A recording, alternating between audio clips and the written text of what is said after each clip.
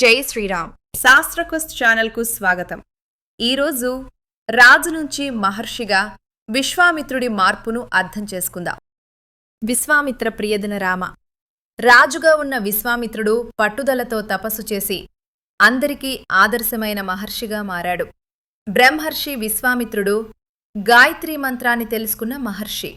మన కథానాయకుడు శ్రీరాముడికి విద్యలు అస్త్రాలు నేర్పిన గురువు ఆయనే. సీతారాముల కళ్యాణం జరగడానికి సహాయం చేసిన మహాత్ముడు. ఇప్పుడు ఆయన మంచి గుణాలను పరిశీలిద్దాం.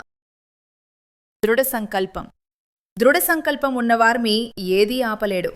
రాజ్యాన్ని విడిచి బ్రహ్మర్షి కావడానికి విశ్వామిత్రుడు చేసిన దీర్ఘ తపస్సు దీనికి నిదర్శనం. నిరంతర కృషి చేస్తే ఏ శిఖరాన్నైనా అధిరోహించవచ్చు. గొప్ప గురువు శిష్యుడి భవిష్యత్తును నిర్మిస్తాడు. రామలక్ష్మణులకు అస్త్రశస్త్రాలు నేర్పి యుద్ధానికి సిద్ధం చేసిన విశ్వామిత్రుడు దీనికి నిదర్శనం. గురువు ఇచ్చే దిశే విజయానికి పునాది. విశ్వామిత్రుడి గొప్పతనం శక్తిలో కాదు, శక్తిని సరైన చేతుల్లో పెట్టగలిగిన గురుత్వంలో ఉంది. పరివర్తన. అహంకారం మనల్ని వెనక్కి లాగుతుంది, కాని పరివర్తన ముందుకు నడిపిస్తుంది.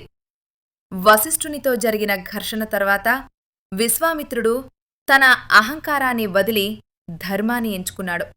మన లోపాలు గుర్తిస్తే ఎదుగుదల మొదలవుతుంది. తపస్సు. మన సంస్కృతిలో తపస్సు ఒక గొప్ప పదం. మనసు, ఇంద్రియాల శక్తిని ఒక దిశగా కేంద్రీకరించడం తపస్సు.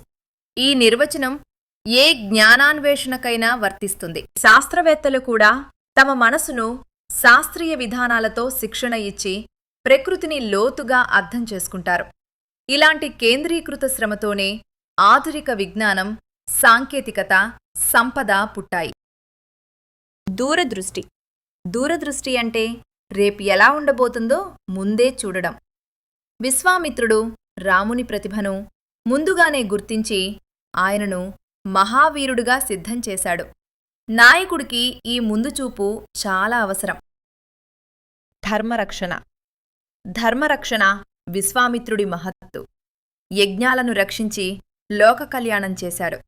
సత్యం, న్యాయం కోసం నిలబడటం మన బాధ్యత. విశ్వామిత్ర ప్రియదిన రామ. రామాయణంలో విశ్వామిత్రుడికి ప్రత్యేక స్థానం ఉంది. ఆయన కథ చూస్తే కామక్రోధాలను జయించటం ఎంత కష్టమో తెలుస్తుంది. మనిషి ఎంత దిగువన ఉన్నా దీక్షతో, పట్టుదలతో ఉన్నత స్థాయికి చేరగలడు. జై శ్రీరామ్. ఆసక్తికరమైన కంటెంట్ మరియు క్విజ్ల కోసం సబ్స్క్రైబ్ చేయడం మర్చిపోవద్దు.